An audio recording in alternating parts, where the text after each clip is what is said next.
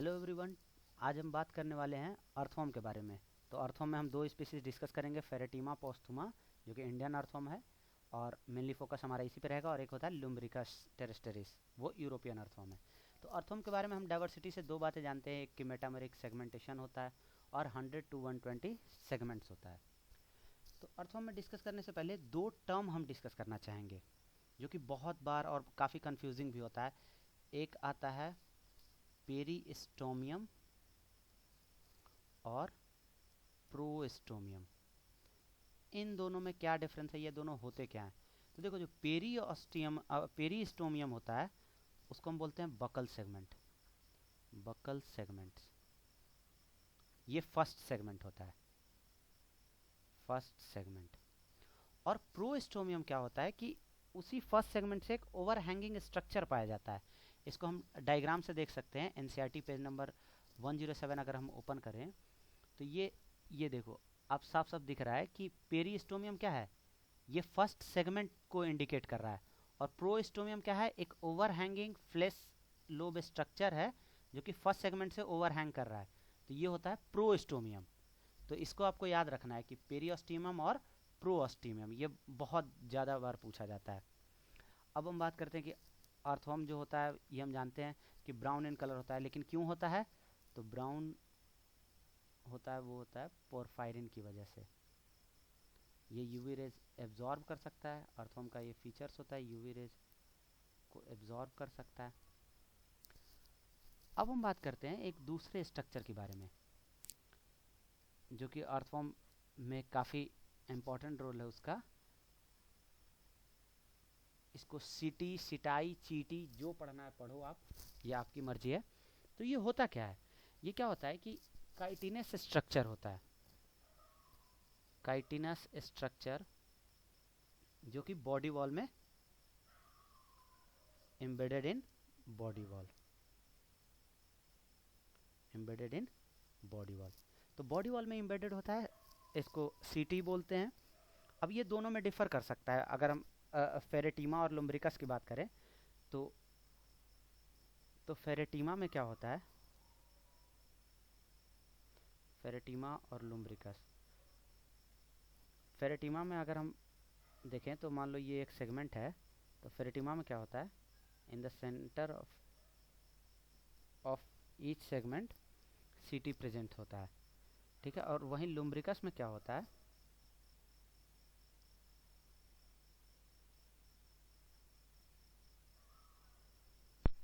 तो यहाँ क्या है, arranged in 2 rows in the centre of each segment. अब हम बात करेंगे कि ये जो सीटी होता है ये प्रेजेंट कहाँ होता है। तो अगर हम बात करें कि ये प्रेजेंट कहाँ होता है तो ये इंपॉर्टेंट है। तो देखो, जो ये चीज़ याद कर लो, CT are present in all segment, all segment except, तीन याद कर लो कि तीन नहीं होता है, कहाँ कहाँ, फर्स्ट, लास्ट और क्लाइटेलर सेगमेंट, ठीक। तो सीटी हर जगह प्रेजेंट होता है, सारे सेगमेंट में। कहाँ नहीं होता है? तो फर्स्ट, लास्ट और क्लाइटेलर सेगमेंट में। अब देखो, अब हम बात करेंगे कि एक क्वेश्चन आया था, काफ़ी क्रिएटिव क्वेश्चन था, कि अगर हम अर्थवर्म को अगर KOH में बॉयल कर दें, अर्थवर्म को हम KOH में बॉयल कर दें तो व्हाट विल हैपन। तो इसका जो आंसर है वो ये है कि अगर हम अर्थवर्म को KOH में बॉयल करेंगे तो जो मसल्स एंड इंटीग्यूमेंट्स हैं वो क्या हो जाएंगे, विल बी डिजॉल्व्ड। अब इसका और क्या नहीं डिजॉल्व होगा, and CT will be left behind. Any guess कि ऐसा क्यों हुआ, मसल और इंटीग्यूमेंट जो है वो डिजॉल्व हो गया और सीटी बच गया? तो इसका रीज़न सिंपली बस एक ही चीज़ है, बिकॉज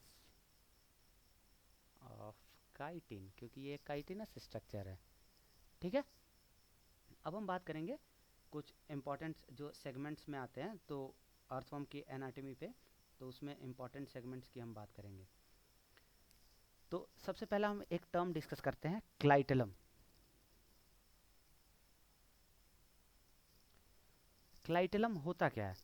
तो क्लाइटेलम जस्ट एक बैंड लाइक स्ट्रक्चर है, बैंड लाइक और गर्डल लाइक स्ट्रक्चर पाया जाता है। गर्डल लाइक स्ट्रक्चर होता है। इसका काम क्या, आखिर ये इतना पॉपुलर है क्यों? तो इसका काम है तीन चीज़ें, एक म्यूकस सिक्रेशन, एल्ब्यूमिन सिक्रेशन और कुकून का वॉल ऑफ कुकून बनाना। ठीक, एग्स। तो अब क्लाइटेलम का ये तीन फीचर है। अब हम देखेंगे कि और जो हम बात कर रहे थे कि वेंट्रल सरफेस स्पेस पे कौन कौन से एनाटॉमिकल, अगर हम इसके बेसिस पे जाएं तो यहाँ पे आप देख सकते हो एक है female genital aperture. Female genital aperture क्या होता है कि ये पाया जाता है on the ventral surface of 14th segment. ये क्लाइटेलम की हमने बात कर ली और ये फीमेल जेनाइटल अपर्चर है। ठीक है, फिर एक आता है मेल जेनाइटल अपर्चर। तो मेल जेनाइटल अपर्चर कहाँ पे पाया जा रहा है? तो ये आप काउंट भी कर सकते हो। तो 14 to 16 आ गया फीमेल जेनाइटल अपर्चर, 14 सेगमेंट में फीमेल जेनाइटल अपर्चर, और ये 14 से 16 क्लाइटेलम का होता है। ठीक है, तो ये और मेल जेनाइटल अपर्चर ये हो गया 18th सेगमेंट पे, और जेनाइटल पैपिला ये दो सेगमेंट में पाया जा रहा है, तो ये 17 और 19th सेगमेंट में पाया जाता है। ठीक है, तो यहाँ पे आप देख सकते हो कि जो 14 जो सेगमेंट्स 14 to 16 है वो एक उसमें एक dark band of glandular tissue पाया जाता है, उसको हम क्या बोलते हैं? क्लाइटेलम, जिसमें फीमेल जेनाइटल अपर्चर होता है। और ये हो गया मेल जेनाइटल अपर्चर, और जेनाइटल पैपिला की हमने बात कर ली। ठीक है, तो ये आपको ध्यान में रखना है कि ये पूछा जाता है कई बार कि कौन सा कहाँ पाया जाता है, किस सेगमेंट में, वेंट्रल सरफेस पे कि डॉर्सल सरफेस पे, सॉरी। ठीक है, तो ये चीज़ आपको तीनों याद रखना है। क्या क्या? तो हम बात करेंगे female genital aperture, female genital aperture, फिर मेल जेनाइटल अपर्चर, फिर जेनाइटल पैपिला। तो ये कहाँ पे पाया जाता है? 14 सेगमेंट्स पे, ये 18 सेगमेंट्स पे, ये 17th एंड 19th सेगमेंट्स पे। अब पूछा जाता है कि ये वेंट्रल पे होता है कि डॉर्सल पे होता है, ये बहुत ज़्यादा कंफ्यूजिंग होता है। तो ये याद कर लो, ये तीनों जो होते हैं वो वेंट्रल सेगमेंट पे पाए जाते हैं, वेंट्रल साइड पे। ठीक है, तो ये हो गया क्लाइटेलम की बातें। अब आते हैं हम डॉर्सल पोर डिस्कस करते हैं कि डॉर्सल पोर्स होते क्या हैं और इसके क्या यूज़ हैं। डॉर्सल पोर्स, तो अगर आप ये डॉर्सल पोर्स, पहले तो ये होते कहाँ हैं? तो ये होते हैं इंटर सेगमेंटल ग्रूव में, इंटर सेगमेंटल ग्रूव्स में। अब पूछोगे सेगमेंट कौन सा? तो ये स्टार्ट्स होते हैं 12-13 सेगमेंट्स के पास और टिल लास्ट बट वन। ठीक है, और ये पाया जाए along the mid dorsal line. ठीक है, अब ये डॉर्सल पोर का मतलब क्या होता है? डॉर्सल पोर आखिर करता क्या है? तो डॉर्सल पोर से एक डॉर्सल पोर्स, डॉर्सल पोर से क्या होता है, क्या निकलता है, ये चीज़ आप याद कर लो, इसमें आपको कोई दिक्कत ही नहीं होगा। सिलोमिक फ्लूइड बाहर आता है। तो अब आप समझ गए कि डॉर्सल पोर्स का क्या इंपॉर्टेंस है। ठीक है, अब हम बात करेंगे कि ये जो सिलोमिक फ्लूइड निकला उसका क्या इंपॉर्टेंस है। ठीक है, तो देखो सिलोमिक फ्लूइड क्या करता है, सिलोमिक फ्लूइड की अगर हम बात करें तो सिलोमिक फ्लूइड क्या करता है, ये म्यूकस के साथ मिलके अर्थवर्म को मॉइस्ट रखता है और क्यूटेनियस रेस्पिरेशन में हेल्प करता है, क्यूटेनियस रेस्पिरेशन एंड मॉइस्ट रखने में हेल्प करता है। ठीक है, अब ये क्वेश्चन आता है कि अगर हम डॉर्सल पोर को ब्लॉक कर दें तो क्या होगा, डोर्सल पोर को अगर ब्लॉक कर दिए तो अर्थवर्म क्या होगा, अर्थवर्म ड्राई हो जाएगा and it can die due to lack of oxygen called as asphyxia और due to lack of cutaneous respiration. तो ये क्वेश्चन है, क्रिएटिव क्वेश्चन पूछा जा सकता है। डोर्सल पोर को ब्लॉक कर दिए तो क्या हो जाएगा, तो अर्थवर्म ड्राई हो जाएगा, क्यूटेनियस रेस्पिरेशन नहीं होगा, तो इसकी वजह से ये अर्थवर्म की डेथ भी हो सकती है। ठीक है, अब हम बात करने वाले हैं डाइजेस्टिव सिस्टम की। Digestive system, sorry, digestive system, digestive system की। तो होता क्या है कि स्टमक में, in the stomach the calciferous glands are present, they secrete calcium carbonate to neutralize humic acid in the humus. तो स्टमक में क्या होता है, इन स्टमक क्या पाए जाते हैं, कैल्सीफेरस ग्लैंड्स। वो क्या सीक्रेट करते हैं, कैल्शियम कार्बोनेट। ये क्या करते हैं, न्यूट्रलाइज करते हैं, न्यूट्रलाइज करते हैं किसको, ह्यूमिक एसिड को। कहाँ प्रेजेंट होता है ह्यूमिक एसिड, ह्यूमस में। ठीक है, अब बोला जाता है कि एक्सेस ऑफ कैल्शियम कार्बोनेट जो होता है वो स्टोर नहीं किया जाता but removed as calcite along with worm casting. या बचपन से पढ़ते जा रहे हो कि वार्म कास्टिंग होता क्या है। ठीक है, तो ये अब हम बात करने वाले हैं कि जो इसका जो डाइजेस्टिव सिस्टम है वो कैसे आखिर होता कैसे, उसकी अगर एनाटॉमिकल डिस्टिंक्शन पे अगर हम जाएं तो उसके पहले हम डिस्कस कर लेते हैं। देखो, तो इसको हम ऐसे डिस्कस करते हैं, फर्स्ट से थर्ड क्या होता है, अभी हमने डिस्कस किया था, buccal cavity, fourth pharynx, 5 to 7 oesophagus, 8th gizzard पाया जाता है फॉर ग्राइंडिंग। ये आपको 8th और 9th कहीं कहीं मिल सकता है। ठीक है, और 9 से 14 क्या होता है, ट्यूबुलर स्टमक। यही तो जानना है हमें कि 9 से 14 होता क्या, ये पूछा जाता है कि स्टमक कौन से सेगमेंट में पाया जाता है। तो बस आप इतना याद रख लो, आपका काम हो जाएगा। ठीक है, अब हम बात करते हैं कि अब हम डायग्राम देख लेते हैं सबसे पहले। ठीक है, तो अगर हम बात करें डायग्राम की,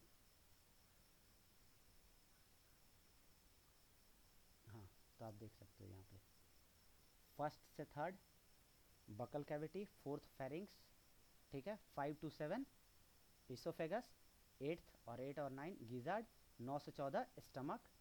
ठीक है, फिर हम बात करेंगे कि ये टिफ्लोसोलर इंटेस्टाइन के बारे में। अब हम बात करते हैं कि यहाँ पे एक इंटेस्टिनल सीकम क्या होता है। तो देखो, इंटेस्टिनल सीकम क्या होता है कि अगर हम देखें from 26 segment a pair of intestinal caeca will arise. ये क्या सीक्रेट करते हैं, amylolytic enzymes to digest starch और अमाइलोज। ठीक है, तो इंटेस्टिनल सीकम का वर्क पता चल गया, अमाइलोलिटिक एंजाइम सीक्रेट करते हैं। ठीक है, अब क्या होता है यहीं पे एक चीज़ और हम जान लेते हैं। तो ये तो हो गया हमारा। ठीक है, अब हम बात करते हैं। ठीक है,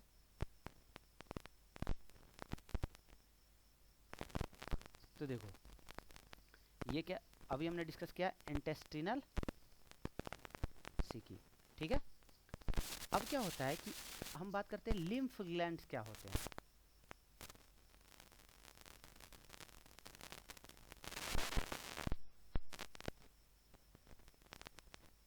लिम्फ ग्लैंड्स या वाइट प्लफी ग्लैंड्स भी बोलते हैं। ये क्या होते हैं, present on either side of blood vessels starting from 26 segments. अब ये हमने दोनों को साथ में क्यों डिस्कस किया, क्योंकि इंटेस्टिनल सीकी कहाँ से अराइज हो रहा है, ये पेयर में अराइज होता है फ्रॉम कहाँ से, 26 सेगमेंट, तो इसीलिए हमने साथ में डिस्कस किया। अब लिम्फ ग्लैंड्स का काम क्या होता है, तो ये क्या करते हैं, दे सिक्रीट और सिंथेसाइज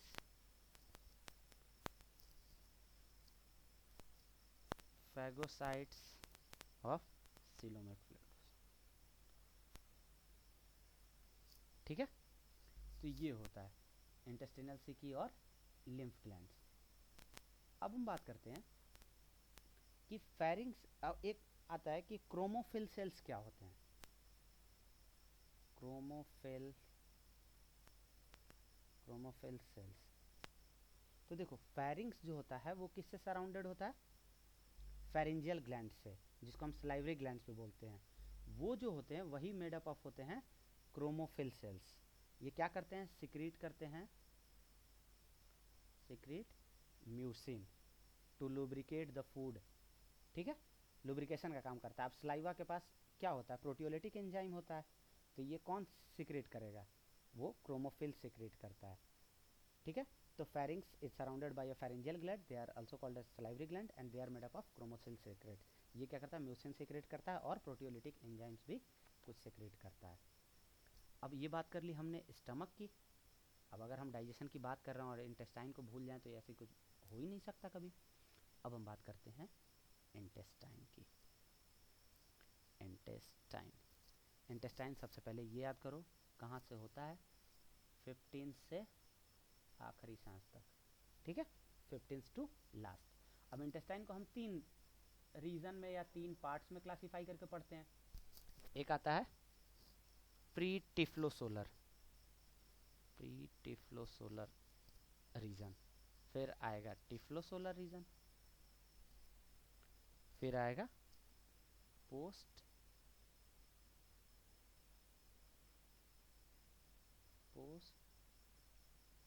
टिफ्लोसोलर रीजन। अब क्या होता है, ये कहाँ से कहाँ होता है, ये होता है 15 से 26, ये क्या होता है 26 से 95, और ये बाद का जो बच गया लास्ट 20 to 25 सेगमेंट।